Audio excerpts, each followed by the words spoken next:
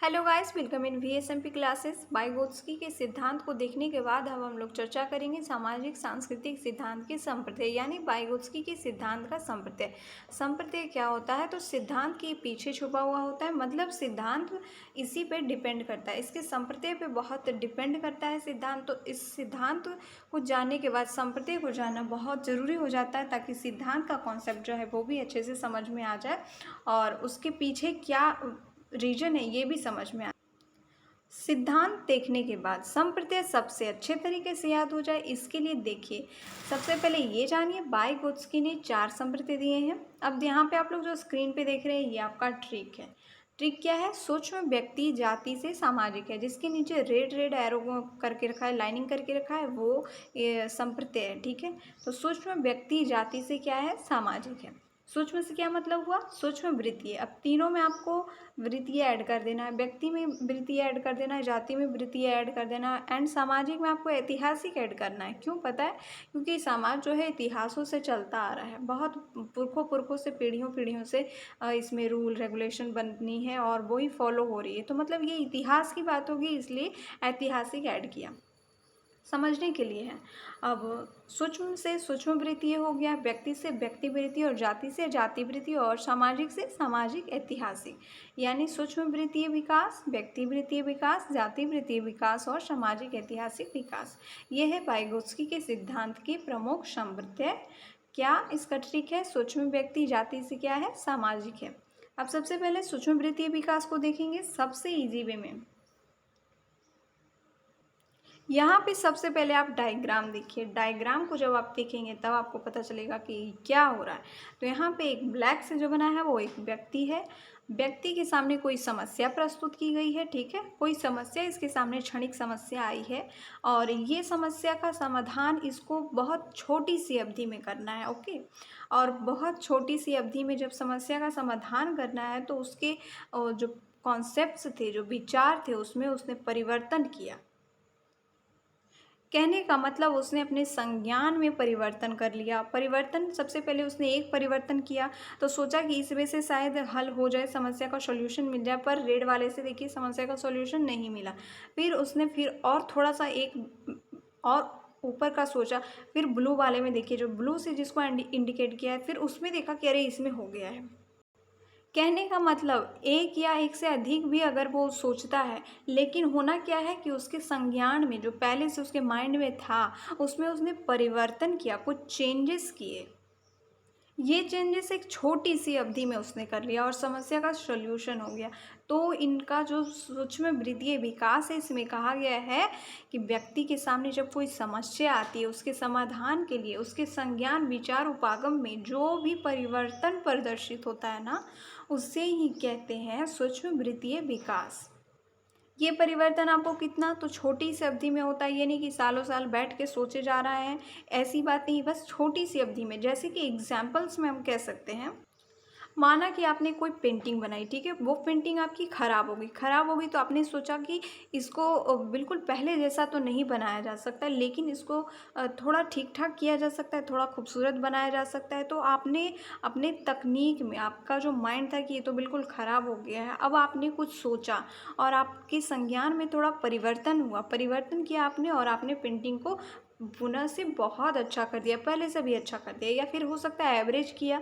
तो यही तो पेंटिंग की बात यहाँ नहीं चल रही है, यहाँ बात है कि आपने, आपके दिमाग में जो चेंजेस आए, आप जब पहले सोच रहे थे उसके बाद अब जो सोचने लगे हैं, उस पर ये डिपेंडेड है। आपके तकनीक में जो परिवर्तन प्रदर्शित हुई है वही सूक्ष्म वृत्तीय विकास कहलाता है। एक चीज़ और ये भी ध्यान रखिए कि ये शून्य में घटित नहीं होता। आपके माइंड में पहले से कुछ ना कुछ तो होता है, शून्य में ये घटित नहीं होता। संज्ञान तो सबके पास कुछ ना कुछ है, खाना है, पीना है, इतना तो होता ही है। तो इस जो सूक्ष्म वृत्तीय विकास है, इसमें यही कहा गया कि ये जो संज्ञानात्मक विकास है ना, इसी के व्यवहारों का अध्ययन किया जाता है कि किस तरह से व्यक्ति ने अपने माइंड में चेंजेस कर लिए, क्या परिवर्तन कैसे प्रदर्शित हुआ, इसी को सूक्ष्म वृत्तीय विकास कहा जाता है।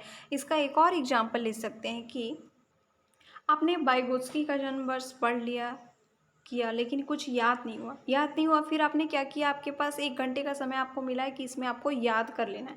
याद करने के लिए आप क्या करोगे, रट्टा मारते-मारते थक गए लेकिन कुछ नहीं हो रहा, तो बिल्कुल 10 मिनट टाइम बचा है, तो इसमें आपने क्या किया, एक ट्रिक बनाया।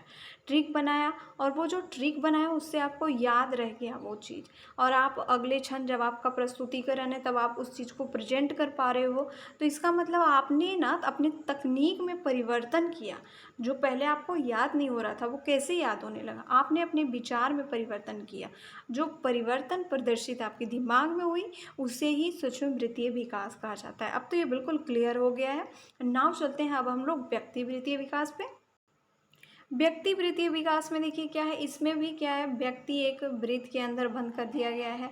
जैसे कि आपको सूक्ष्म वृत्तीय में आपने देखा कि उसमें भी एक व्यक्ति वृत्त के अंदर बंद था। मतलब ये याद रखने का देखिए क्या एकदम अमेजिंग सा डायग्राम भी बनाया गया है कि व्यक्ति को एक वृत्त के अंदर बंद कर दो तो व्यक्ति वृत्तीय आपको यह भी याद हो गया।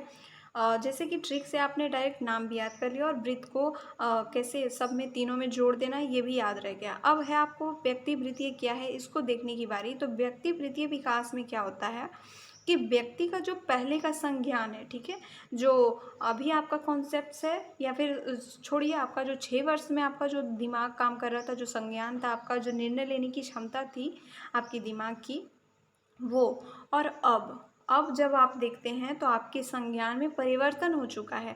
अब आप कुछ बड़ा सोच सकते हो, अभी आप तुरंत एकदम फटाक से निर्णय ले सकते हो, सही गलत की करेक्ट पहचान आप कर सकते हैं। मतलब इतने एबल हो गए हैं कि आप संज्ञान किसी चीज़ का ले सकें, किसी चीज़ पे अपने विचार प्रस्तुत कर सकें।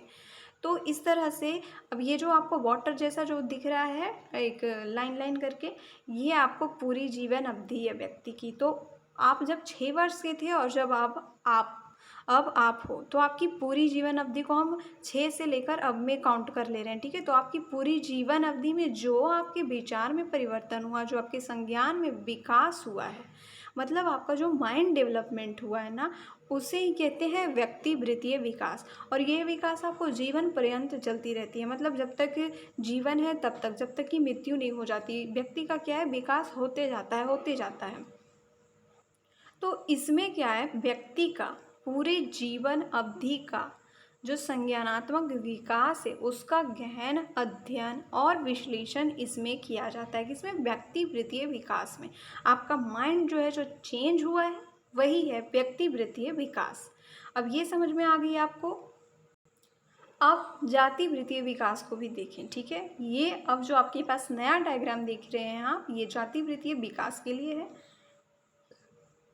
इसमें क्या है, एक जाति को वृत्त के अंदर बंद कर दिया गया है। जाति कैसी, वो धर्म वो वाली जाति नहीं कि अपर कास्ट और लोअर कास्ट वाली। ये जाति है मानव जाति, पशु जाति, चिड़िया जाति, इस टाइप की जाति की बात करी जा रही है यहाँ पे। तो हमने यहाँ पे मानव जाति की बात कर रहे हैं।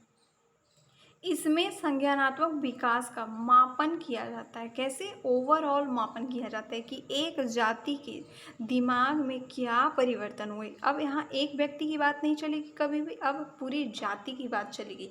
इसका मतलब ओवरऑल परिवर्तन को यहाँ पे देखा जाता है। तो देखा क्या जाता है कि जैसे कि आपको पता है कि विकास का मापन बहुत कठिन कार्य है, लेकिन असंभव नहीं है, बट बहुत कठिन कार्य है मापन। तो इसलिए इसका मापन विकासवादी दृष्टि से किया जाता है। इसमें विकासात्मक परिवर्तन जो होते हैं ना, उसको अतीत के सैकड़ों वर्ष को ध्यान में रखते हुए मापन उसका किया जाता है तथा विश्लेषण किया जाता है। और कैसे, तो विकासवादी दृष्टि से किया जाता है। अब आपके लिए जाना ये ज़रूरी है कि विकासवादी दृष्टि क्या होती है। तो विकासवादी दृष्टि आप कहते हैं विकासवाद मनोविज्ञान। यहाँ देखिए इसमें क्या होता है, इसमें ध्यान रखा जाता है कि पितरों से मिली हुई आनुवांशिक विरासत प्रभावित करती है कैसे, ठीक है। पितरों से मिली हुई आनुवांशिक विरासत, जैसे कि सरमाना को ही हम लोग देख लीजिए, एग्जाम्पल में सरमाना ले लेते हैं। तो प्रारंभ में शर्माने की कोई क्रिया ही नहीं थी, तो फिर क्या हुआ, कुछ परिवर्तन हुआ, संज्ञान में लोगों के परिवर्तन हुआ कि कुछ स्थितियों में शर्माना निर्धारण किया गया और ऐसी कॉम्प्लिकेटेड सिचुएशन बनाई गई कि जब कोई ऐसी ऐसी सिचुएशन आएगी तब उसमें शर्माना है। या फिर जैसे कि मुस्कुराने की बात कर ले तो किस सिचुएशन में मुस्कुराना, पहले लोग कैसे ऐसे ही उदास हंस रहे हैं, क्या बोल रहे हैं, कुछ पता नहीं चल रहा है। चलता था कब? अतीत के सैकड़ों वर्ष पहले। तो विकासवादी दृष्टिकोण क्या हुआ? तो जिसमें विकासवाद मनोविज्ञान होता है, मतलब इसमें पितरों की जो आनुवांशिक विरासत मिली है उसको ध्यान रखा जाता है। तो यहाँ पे वाइगोत्स्की ने जातिवृत्तीय विकास में क्या बताया है कि इसमें विकासात्मक परिवर्तनों का मापन तथा विश्लेषण विकासवादी दृष्टि से किया जाता है, अतीत के सैकड़ों वर्ष को ध्यान में रखते हुए। अब इनका वाइगोत्स्की का ये सोच था कि अगर मानव जाति के अतीत की जानकारी मानव विकास की अगर मिल जाती, इनको वाइगोत्स्की का यही कहना था कि अगर मानव विकास के अतीत की जानकारी मिल जाती थोड़ी या फिर व्यापक भी, तो क्या होता कि आगे क्या होने वाला है, मानव में आगे क्या चेंजेस होने वाले हैं, ये पता चल पाता। किस तरह के संज्ञान लोगों में अब चेंज होने वाले हैं, ये सबको पता चल पाता। और क्या होता कि बहुत सुलभ हो जाती, सबको पहले से ही पता चल जाता कि हाँ अब ये होने वाला है। जैसे कि कैसे द्वापर युग के बाद ये युग आएगा, इस टाइप से करके। तो इसी तरह से इनका भी यही कहना था कि अगर मानव विकास के बारे में थोड़ी सी जानकारी प्राप्त हो जाए तो ये होगा कि आगे जो मानव है उसके लिए रास्ता सुलभ हो जाएगा, वो अपने संज्ञान में एडजस्ट करना सीख सकेगा। अब एक चीज़ यहाँ पे ये भी ध्यान रखना ज़रूरी है कि संज्ञान परिवर्तन जो हो रहा है वो डेवलपमेंट ही होगा। ये नहीं कि स्थिर हो गई या फिर ब्लंट हो गई तो उससे हमें मतलब नहीं है। हम यहाँ पे देख रहे हैं डेवलपमेंट को, एवरी टाइम हम लोग डेवलपमेंट को देख रहे हैं। ये मत कभी सोचिएगा किसी की संज्ञान अगर स्थिर हो गई या फिर किसी की संज्ञान अगर ब्लंट हो गई तो उस स्थिति में हम लोग चेकअप नहीं करेंगे। यहाँ पे है डेवलपमेंट की बात। तो इस तरह से जब संज्ञान परिवर्तन होता है इसका मतलब क्या, उसका संज्ञान में विकासात्मक परिवर्तन हुआ। ये नहीं कि मंदबुद्धि हो गया या फिर वहीं पे वो रुक गया। तो विकासात्मक परिवर्तन जो हुआ उसी का मापन और विश्लेषण विकासवादी दृष्टि से जातिवृत्तीय विकास में किया जाता है। अब है आपको 4th नंबर का देखना, वो क्या है? सामाजिक ऐतिहासिक विकास। ये जो 4 नंबर का है आपको सामाजिक ऐतिहासिक विकास, इसको ही आज के वैज्ञानिक लोग क्या है सबसे इम्पोर्टेंट मानते हैं इनके संप्रदाय में। इसमें कहा गया है कि किसी भी व्यक्ति बालक के संज्ञानात्मक विकास को समझने के लिए ना, उसके डेवलपमेंट को समझने के लिए संस्कृति, मूल्य, मानव, तकनीक को समझना आवश्यक है। इसको डिटेल से जानेंगे तो समझ में आएगा। इसमें देखिए कहा गया है कि संस्कृति में जो चेंजेस हुए, संस्कृति, मूल्य, मानव, तकनीक में जो बदलाव हुए उसका इफेक्ट पड़ा है इस व्यक्ति पे, ठीक है, उसके डेवलपमेंट में, संज्ञानात्मक विकास में प्रभाव पड़ता है। तो संस्कृति में जो कुछ भी चेंजेस होते हैं उसके अनुसार कितना व्यक्ति का संज्ञान प्रभावित होता है, कितना डेवलपमेंट होता है, ये इस सामाजिक ऐतिहासिक विकास में बोला जाता है। जैसे कि मूल्यों में जो परिवर्तन हुए उससे क्या व्यक्ति के संज्ञान में डेवलपमेंट कितना हो रहा है, इस बात पे ये सामाजिक ऐतिहासिक विकास आपको जोर देता है। अब आपका ये संप्रदाय कंप्लीट हो गया और अब हम लोग थोड़ी सी इसकी समरी कर लेते हैं, ठीक है। तो समरी में हमने क्या देखना है? सबसे पहले आएगा कि बालक के संज्ञानात्मक विकास में उसके सामाजिक सांस्कृतिक परिवेश की क्या है? अहम भूमिका है, क्योंकि वो उससे इफेक्टिव होता है। सेकेंड चीज हमने ये देखा कि बच्चे का संज्ञानात्मक विकास जो है काफ़ी हद तक इस बात पे डिपेंड करता है, तो किस पे? कि माता पिता, शिक्षक तथा अन्य लोगों के साथ वह कितना अंतःक्रिया करता है, कितना वो अंतःक्रिया जितना करेगा उतना उसका संज्ञानात्मक निपुणता उसमें आएगी। नेक्स्ट में हम लोग कह सकते हैं कि ये जो संज्ञानात्मक विकास है ना, ये शून्य में घटित नहीं होता है। शून्य मतलब क्या? कि इसका संज्ञान बिल्कुल जीरो है, इसमें घटित नहीं होता। बच्चा जब जन्म लेता है तभी से उसके संज्ञान में कुछ ना पॉइंट करके रहे, चाहे जितना रहे, पर कुछ ना कुछ रहता है, शून्य में घटित नहीं होता है। नेक्स्ट ये भी पॉइंट इसमें आ जाएगा कि सामाजिक सांस्कृतिक परिस्थितियाँ जो है वो अलग अलग तरह की होती है। सभी बच्चों की एक तरह की तो नहीं होती है, सबकी अलग अलग होती है। इसी कारण क्या होता है कि संज्ञानात्मक विकास में जो है वो डिफरेंसेस नज़र आते हैं। कोई ये सोच रहा है तो कोई उस टाइम पे वो सोचने लग पड़ता है, ऐसा होता है। और साथ ही ये भी चीज़ इसमें देखी जाती है कि जैसे कि देख लो कोई विभिन्न संस्कृति के बालक हैं, ठीक है, विभिन्न संस्कृति के जब बालक हैं तो ऐसा कभी हो सकता है कि उनके संज्ञानात्मक विकास में समानता हो जाए, लेकिन समानता ही होगी, एक रूपता नहीं होगी। एक रूपता से क्या मतलब है? कि बिल्कुल एग्जैक्ट हूबहू नेक्स्ट में इसमें आप ये डाल सकते हो कि संज्ञानात्मक विकास जो है ना, इसमें सार्वभौमिक समानता की कल्पना करना उचित नहीं है। ये जो आपको जब पूरा आपको सिद्धांत लिख रहे हैं और संप्रत्यय लिख रहे हैं, तो ये जो अभी लास्ट में जो समराइजेशन कर रहे हैं, इसको आप लास्ट में ऐड कर सकते हैं। तो अभी हमने क्या बोला कि संज्ञानात्मक विकास में सार्वभौमिक समानता की कल्पना करना उचित नहीं है। सार्वभौमिक मतलब समझते हैं कि यूनिवर्सलाइजेशन होता है।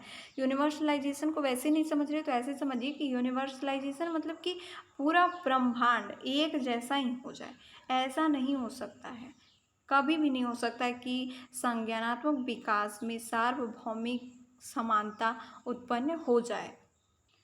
तो इन लास्ट अब इसको स्टॉप करते हैं और आपने सीखा वाइगोत्स्की का सिद्धांत और वाइगोत्स्की का संप्रत्यय, और यहाँ पे आपके बहुत सारे कॉन्सेप्ट्स क्लियर हो गए और एंड जितना था वो सब आपके दिमाग में अब आ चुका होगा।